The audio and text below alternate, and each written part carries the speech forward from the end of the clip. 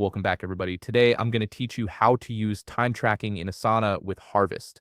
This integration allows you to track exactly how much time you're spending on specific tasks without ever leaving Asana, making it perfect for billing clients accurately or understanding where your hours are going each week. First, you'll need to make sure you have the Harvest Timer extension installed in your web browser. Head to your browser's web store, whether that's the Chrome Web Store or Firefox add-ons, and search for Harvest. Install the extension and make sure it's active in your browser. This extension is what bridges the gap between Asana and Harvest, adding time tracking capabilities directly into your Asana workspace. Once the extension is installed, open Asana in that same browser and log into your account. The key here is using the same browser where you installed Harvest, otherwise the integration won't work. Navigate to the project you're working on and select a task that you want to track time on. This could be anything from a client deliverable to an internal meeting. When you click on the task, you'll notice a small timer icon that appears in the top right corner of the task window. This icon is added by the Harvest extension and is your gateway to time tracking.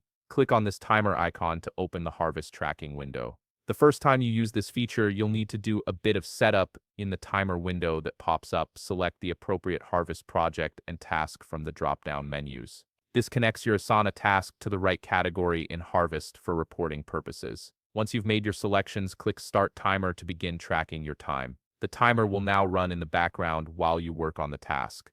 When you're finished with the task, click the blue timer icon again to reopen the Harvest window, then click Stop Timer.